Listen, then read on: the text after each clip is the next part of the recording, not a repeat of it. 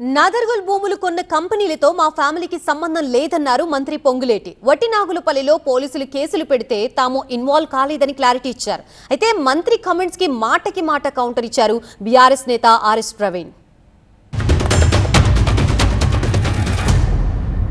ఏ మూడు కంపెనీలు అయితే ఈనాడు ఈ ప్రాపర్టీని క్లెయిమ్ చేస్తున్నాయో, ఏది ఈ భూమి మాదని క్లెయిమ్ చేస్తున్నాయో ఆ ప్రైవేట్ లిమిటెడ్ కంపెనీలలో నా పిల్లం కానీ, నా కొడుకు కానీ, నా కుటుంబ సభ్యులు కానీ ఎవరైనా ప్రైవేట్ లిమిటెడ్ కంపెనీల్లో ఉంటే ఛాలెంజ్ అబద్ధాలు రావు.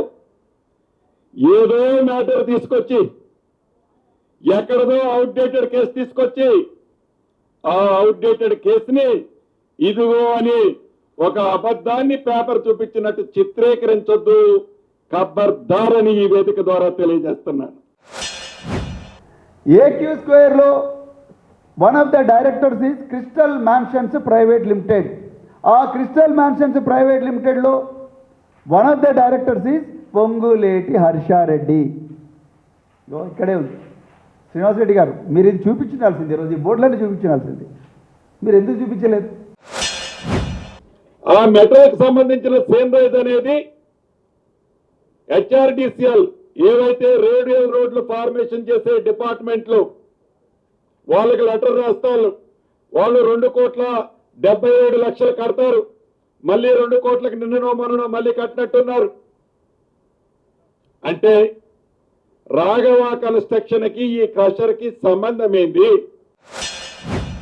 డైరెక్ట్ మీ మానస పుత్రికైన మీ రాఘవ కన్స్ట్రక్షన్ కంపెనీకే మీ ప్రభుత్వంలో ఉండే అధికారే నోటీస్ ఇస్తే ఇక మీరు ఏ మొహం పెట్టుకొని అసెంబ్లీకి వస్తారండి? నాకు అర్థం కాదు. ఏ మొహం పెట్టుకొని MRCలు ఉంటారు? వట్టనాగులపల్లిలో ఒక వ్యక్తి కంప్లైంట్ ఇస్తే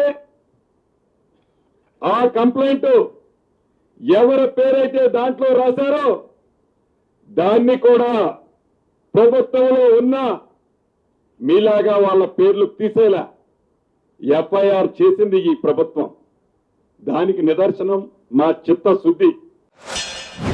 మీరు సతీష్ షా ఇంటికి, పల్లవి షా ఇంటికి పోయిండ్రా లేదా? సీనియర్ సిటిజన్స్ వాళ్ళు, మీ కొడుకు పోయిందా లేదా? ఓకే, మీరు పల్లవి షా ఇంటికి, సతీష్ షా ఇంటికి పోయిందా లేదా మీరు చెప్పాలి.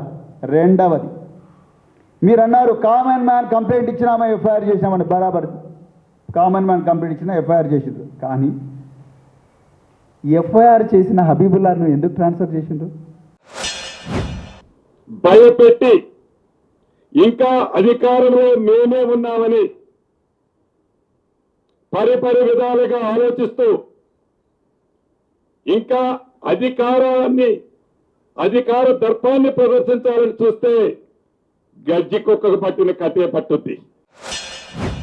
రోజుకు ఒక బోర్డు మారుస్తున్న దాని మీద ఆన్సర్ చెప్పకుండా మీ కింద అపరిమితమైన అధికారాలున్న అధికారులను ఇది కూలగొట్టండి అని పురమాయించకుండా మీరు రాజకీయాలు మాట్లాడుతున్నారు. గజ్జి కుక్కల గురించి, గజ్జి కుక్కల భాష మాట్లాడుతున్నారు, అడవి పందుల భాష మీరు మాట్లాడుతున్నారు.